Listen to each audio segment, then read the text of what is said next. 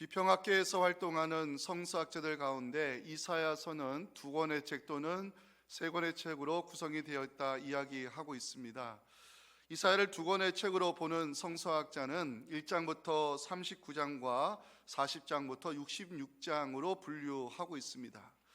1장부터 39장은 이사야서의 그 전반부에 해당되는데 주로 심판의 메시지를 전하고 있고, 40부터 66장 후반부는 선민 이스라엘을 회복하게 하시는 하나님을 전하고 있다, 이렇게 주장을 합니다.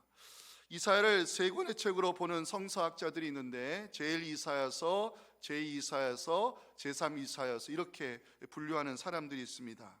제1이사야서는 선지자 이사야가 기록한 것으로 이해하고 있고요, 제2이사야서는 바벨론 포로 말기 또는 예루살렘 귀환 초기에 누군가에 의해 기록한 것으로 추정하고 있으며, 마지막 제3이사야서는 예루살렘으로 돌아온 포로 귀환 이후에 쓰여진 것으로 주장하고 있습니다. 제2이사야서를 이사야가 아닌 다른 사람이 기록한 것으로 이야기하는 데는 이유가 있습니다. 내용이 바벨론 포로기를 배경으로 하고 있고, 문체나 주제가 제1이사야서와 다르며 특히 제2이사야서에는 선지자 이사야의 이름이 등장하지 않고 있기 때문입니다. 제2이사야서는 바벨론 포로 말기나 예루살렘 귀환 초기를 배경으로 하고 있으며 주제는 회복이라는데 모든 성서학자들이 동의하고 있습니다. 주님의 오심을 기다리며 준비하는 이 대림절에 왜 제2이사야서가 시작되는 이사야 40장을 살펴보는가? 제2이사야서의 주제가 회복이며 고난받는 종을 통하여 세상을 구원하시는 하나님을 전하고 있기 때문입니다. 고난받는 종을 통하여 구원의 역사를 이루실 하나님에 대하여 성경은 이사야 53장 10절과 11절에서 고난받는 종에 대한 이야기를 전하고 있습니다. 여호와께서 그에게 상함을 받게 하시기를 원하사 질고를 당하게 하셨은즉 그의 영혼을 속건제물로 드리기에 이르면 그가 씨를 보게 되며 그의 날은 길 것이요 또 그의 손으로 여호와께서 기뻐하시는 뜻을 성취하리로다. 그가 자기 영혼의 수고와 쓴 것 보고 만족하게 여길 것이라. 나의 의로운 종이 자기 지식으로 많은 사람을 의롭게 하며 또 그들의 죄악을 친히 담당하리로다. 아멘.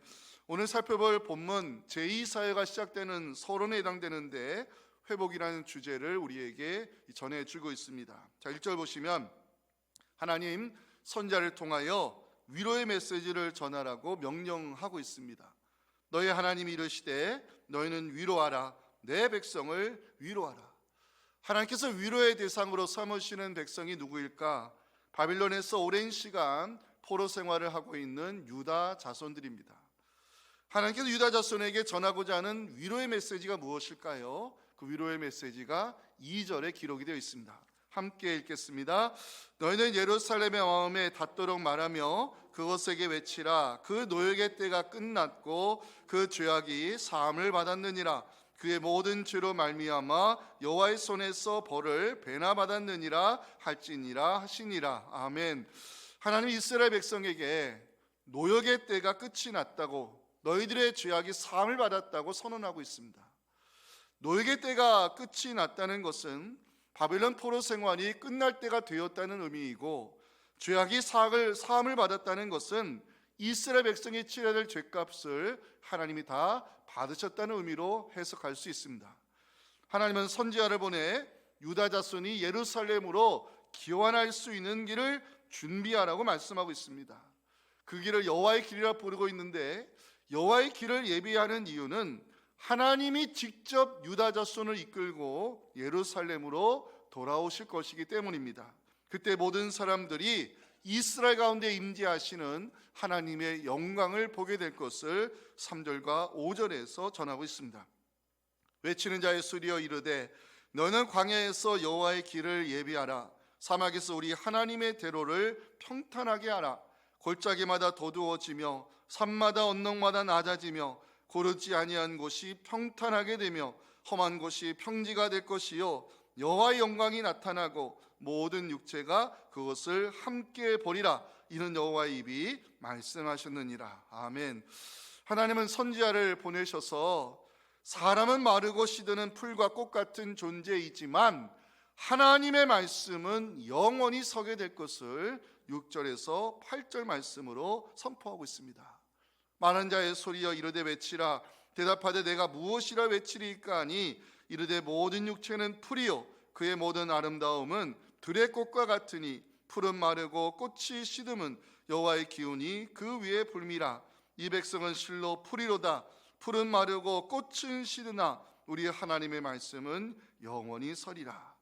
마지막으로 하나님께서 보내시는 메시아는 강한 자로 통치하시는 왕으로 선한 목자로 오실 것을 9절과 11절에서 전하고 있는데요, 이 9절과 11절의 말씀은 메시아로 오시는 예수 그리스도의 사역과 관련된 복음이기에 이 말씀은 같이 읽겠습니다. 시작.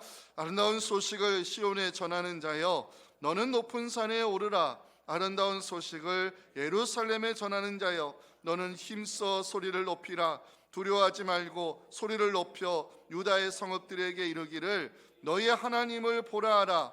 보라 주 여호와께서 장차 강한 자로 임하실 것이요 진이 그의 팔로 다스리실 것이라.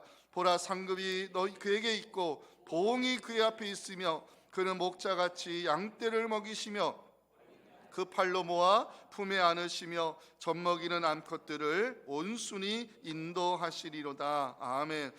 오늘은 주님의 오심을 사모하며 준비하는 대림절 첫째 주일입니다. 이사야서가 전하는 이 본문의 말씀을 중심으로 대림절의 메시지를 통해 함께 은혜 나누기 원합니다. 우리 첫째 메시지 함께 읽겠습니다. 시작. 하나님은 택하신 백성을 잊지 않으시고 반드시 회복하게 하십니다. 택하신 백성을 잊지 않으시는 하나님 1절에서 발견할 수 있습니다. 너의 하나님이 이르시되 너희는 위로하라. 내 백성을 위로하라. 아까 말씀드렸지만 제2이사야서의 주제는 회복입니다.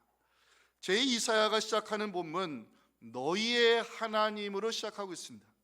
여기서 말하는 너희는 누구일까? 바벨론의 포로로 끌려가 노예 생활을 하고 있는 유다 자손을 말합니다. 회복의 주제를 다루는 제2이사야서는 왜 너희의 하나님으로 시작을 할까? 하나님은 택하신 백성을 잊지 않고 계시다는 위로의 메시지를 전하기 위해서입니다. 하나님은 택하신 백성을 결코 잊지 않으신다는 사실, 이것을 보여주는 단어가 있는데 1절 마지막에 나오는 내 백성이라는 단어입니다. 유다 자손이 하나님 말씀 듣기를 싫어하고 우상을 숭배하며 타락의 길을 걸을 때 하나님은 이스라엘 향해 내 백성이 아니라고 말씀하셨습니다.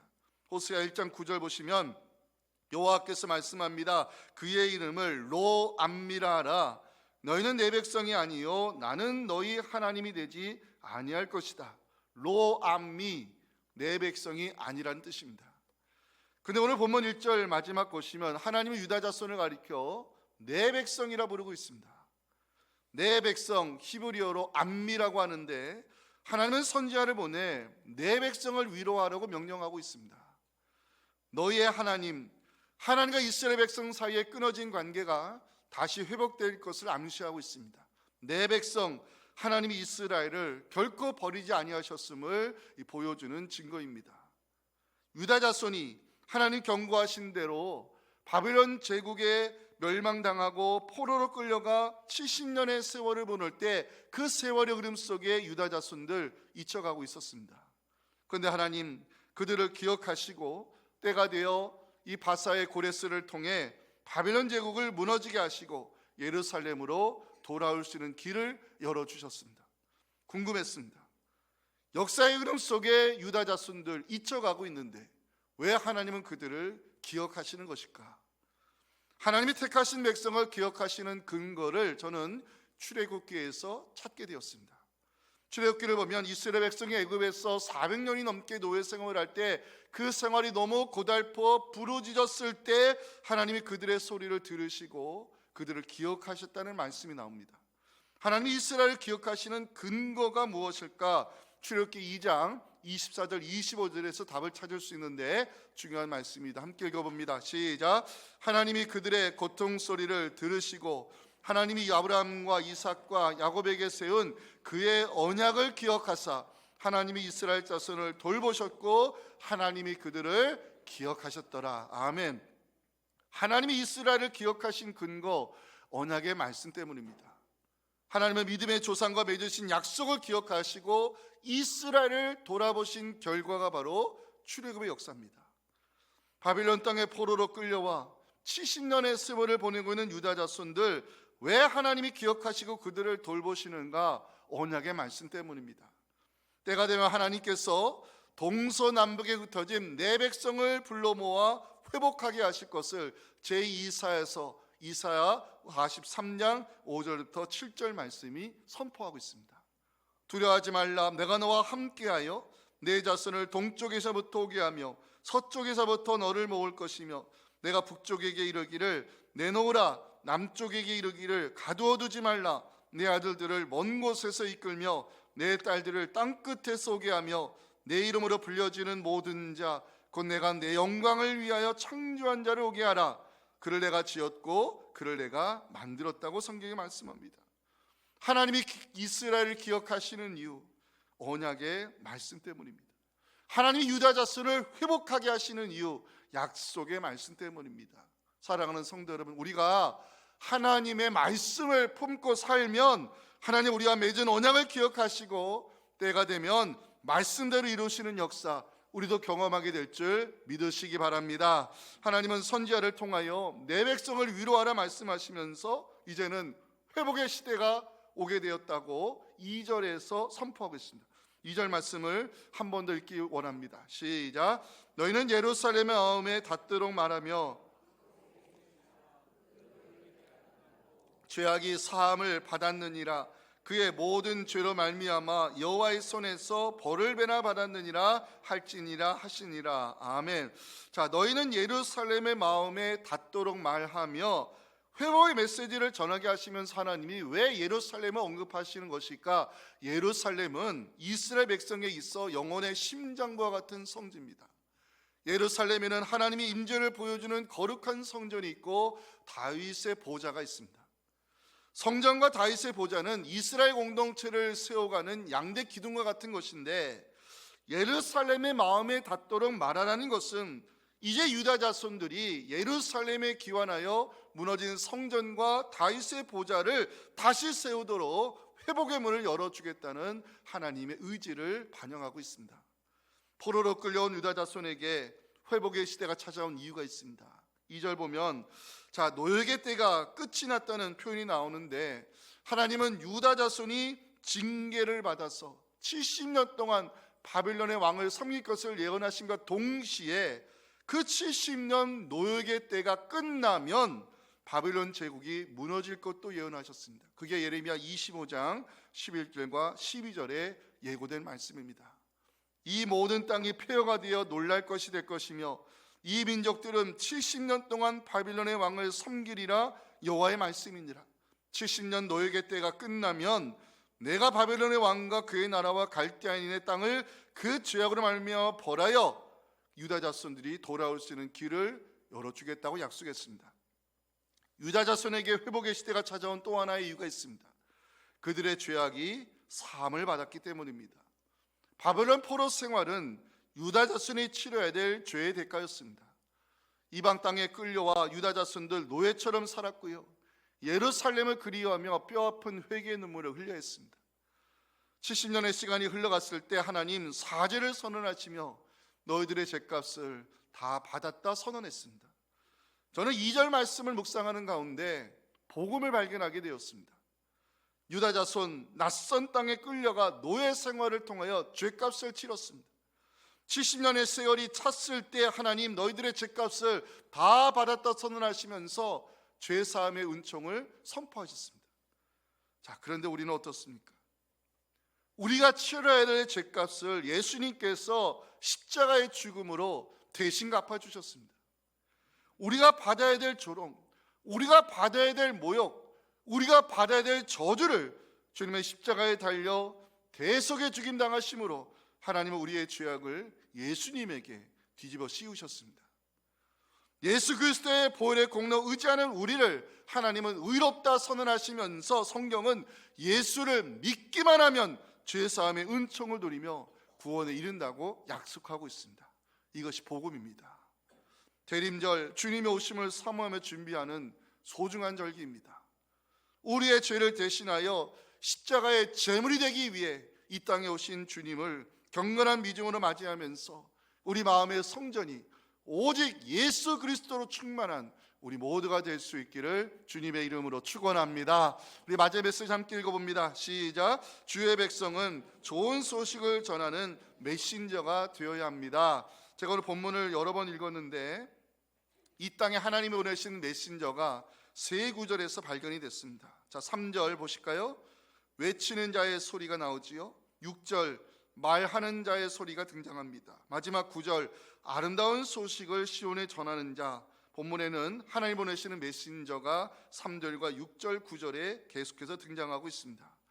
외치는 자의 소리, 말하는 자의 소리, 아름다운 소식을 전하는 자, 이 말씀을 묵상하면서 하나님의 백성은 좋은 소식을 전하는 메신저가 된다는 것을 깨닫게 되었습니다. 하나님 백성들이 전해야 될 좋은 소식이 있습니다. 첫째는 여호와의 길을 예비해야 된다라고 3절에서 외치고 있습니다. 우리 3절을 같이 한번 읽어봅니다. 시작. 외치는 자의 소리여 이르되 너는 광야에서 여호와의 길을 예비하라. 사막에서 우리 하나님의 대로를 평탄하게 하라. 아멘. 성경은 바빌론에서 돌아오는 유다 자손의 기환을 하나님이 그 백성과 함께 돌아오는 행렬의 모습으로 묘사하고 있습니다. 이를 위해 선지자는 여호와의 길을 예비하라고, 하나님의 대로를 평탄하게 하라고 외치고 있습니다. 자, 예비하라, 히브리어로 거추장스러운 것, 지저분한 것을 모두 깨끗이 치우고 맞을 준비를 하라, 이런 의미입니다. 하나님 유다 자손을 이끌고 예루살렘으로 돌아오는 길에 거추장스러운 것, 지저분한 것을 치우고 여호와의 길을 준비하라고 성경이 선포합니다. 자, 이거를 구체적으로 보여주는 행동적인 묘사가 4절입니다. 4절 보시면 골짜기마다 도두어지며 산마다 언덕마다 낮아지며 고르지 아니한 곳이 평탄한 곳이 되며 험한 곳이 평지가 될 것이. 자, 방송실 이 말씀 잠깐 띄워놔 주세요. 하나하나 살펴보겠습니다. 골짜기마다 도두어지며, 골짜기 파여진 곳 아니겠습니까? 파여진 곳입니다. 골짜기마다 도두어진다는 말씀은 포로 생활로 인하여 지치고 상한 유다 자손의 마음을 가리키는 표현인데, 회복의 문을 열어주시는 하나님을 바라보며 용기와 힘을 얻으라는 말씀으로 해석할 수 있습니다.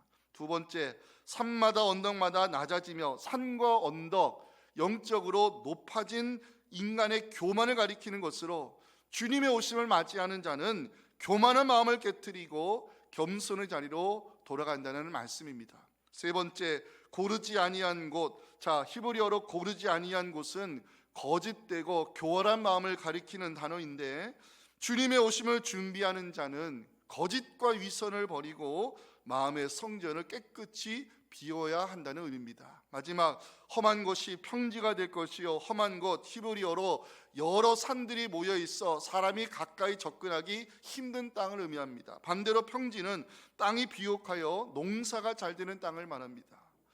우리 마음이 험한 지형이 되어 있으면 하나님의 말씀으로 다가오기가 쉽지 않습니다.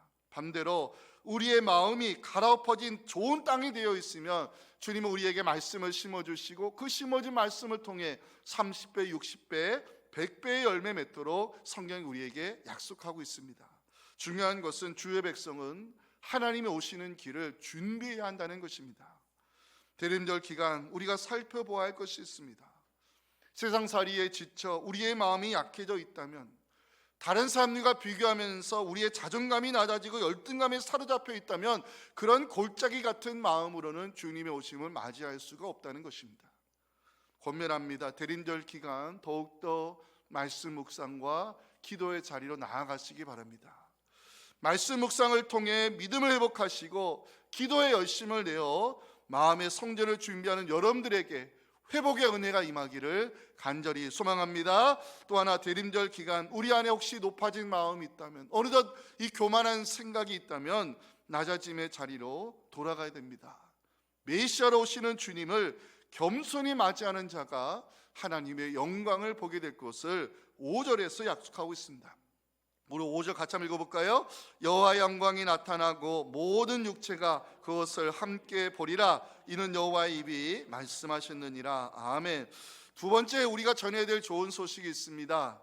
하나님의 말씀은 영원하며 반드시 성취된다는 메시지를 전하라고 6절에서부터 이 말씀이 시작이 됩니다. 보실까요? 6절. 많은 자의 소리여 이르되 외치라. 대답하되 내가 무엇이라 외치리이까 하니 이르되 모든 육체는 풀이요 그의 모든 아름다움은 들의 꽃과 같다.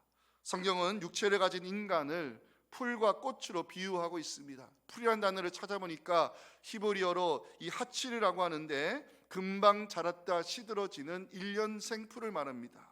꽃 화려하게 피지만 결국 시드는 것으로 인생의 허무함을 뜻합니다. 하나님께서 선지자를 통하여 모든 육체가 풀과 꽃과 같다고 말씀하시는 이유가 있습니다. 세상의 제국은 무너지지만 하나님의 말씀은 영원하며 반드시 이루어진다는 진리를 전하기 위해서입니다. 7절 보십니다. 풀은 마르고 꽃이 시듬은 여호와의 기운이 그 위에 불미라. 여기에 나오는 풀과 꽃은 남유다를 멸망시킨 바빌론 제국을 말합니다.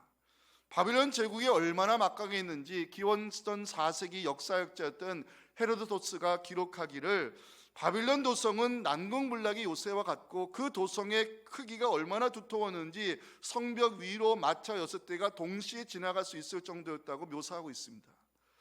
영원할 것처럼 보였던 바빌론 제국이지만 풀은 마르고 꽃이 시든같이 여호와의 기운이 불기만 하면 무너지게 될 것을 보여주는 것이 다니엘서에 나오는 그 유명한 손가락 글씨입니다.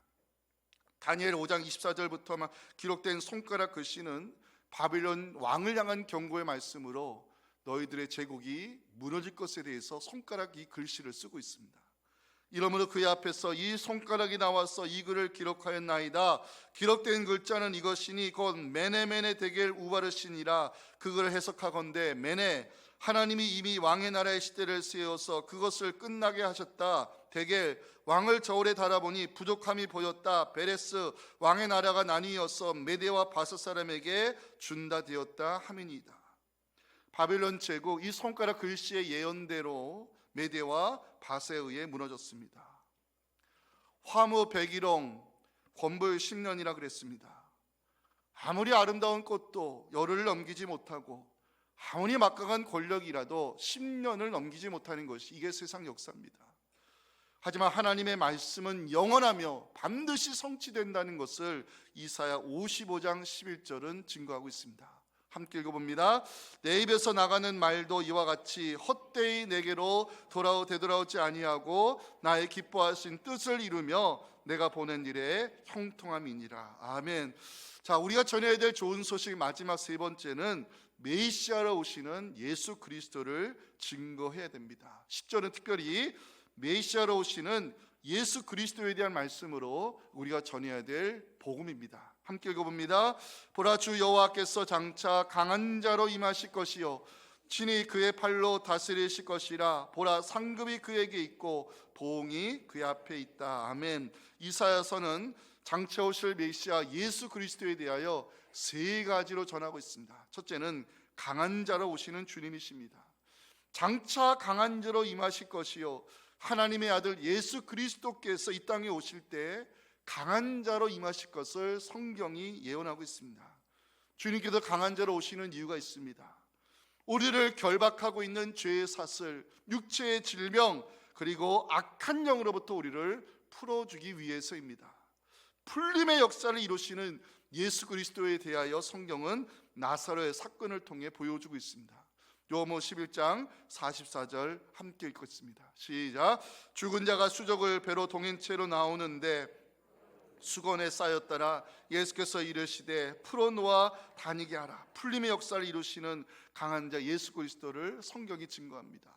두 번째, 메시아로 오시는 주님, 통치하시는 왕으로 오실 것을 보여주는 것이 그의 팔로 다스리실 것이라 이 말씀입니다. 팔, 성경에서 능력을 상징하고 다스린다는 것은 통치를 의미합니다. 장차 오실 메시아는 우리를 능력의 손으로 통치하시는 왕이 될 것을 보여주는 사건이 바로 유대인의 왕으로 오신 예수님을 경배하는 동방박사의 이야기에서 그 증거를 찾을 수 있습니다. 마태복음 2장 2절 왕으로 오신 예수 그리스도를 경배하는 동방 박사의 모습을 전해주고 있습니다. 유대인의 왕으로 나신 이가 어디 계시냐? 우리가 동방에서 그의 별을 보고 그에게 경배하러 왔노라. 세 번째로 성경이 우리에게 증거하는 메시아로 오시는 주님은 선한 목자로 오시는 분이시라고 11절에서 우리에게 알려주고 있습니다. 11절 오늘 마지막 말씀입니다. 함께 읽겠습니다. 그는 목자같이 양떼를 먹이시며 어린 양을 그 팔로 모아 품에 안으시며 젖먹이는 암컷들을 온순히 인도하시리로다. 아멘. 양떼를 먹이시고 안으시며 인도하신다. 요한복음에서는요, 예수 그리스도를 양을 위하여 목숨을 버리는 선한 목자라고 증거하고 있습니다. 선한 목자로 오시는 메시아, 택하신 백성을 돌보아 주시고 상처를 싸매어 주시며 우리 앞길을 인도하사 책임져 주시는 선한 목자로 오시는 예수님을 에스겔 34장 15절 16절은 이렇게 우리에게 알려주고 있습니다. 이 말씀 읽고 오늘 대림절의 메시지 마치겠습니다. 시작. 내가 친히 내 양의 목자가 되어 그것들을 누워있게 할지라 주 여호와의 말씀이니라. 그 잃어버린 자를 내가 찾으며 쫓기는 자를 내가 돌아오게 하며 상한 자를 내가 싸매주며 병든 자를 내가 강하게 하려니와 살찐 자와 강한 자는 내가 없애고 정의대로 그것들을 먹이리라. 아멘. 하나님 감사합니다. 우리의 약함을 도우시기 위해 강한 자라 오셔서 우리의 매여있는 죄의 사슬, 이 질병의 문제, 약한 영들을 성령의 능력으로 풀어주시는 주님, 또한 주님께서 우리의 삶을 다스리시사 능력의 팔로 성도들의 가정과 교회를 이끌어 주시옵시며 선한 목자 되신 주님께서 우리의 삶에 다가와 필요한 것을 공급해 주시고 우리 자녀들의 인생을 보호하시며 하나님께서 우리의 상처를 싸매 주셔서 우리의 삶에 내가 만난 예수 그리스도가 강한 자여 진정한 왕이시여 우리의 선한 목자 되심을 삶으로 증거하는 우리 대림절의 예배자들 되게 하여 주시옵소서. 예수님의 이름으로 기도하옵나이다. 아멘.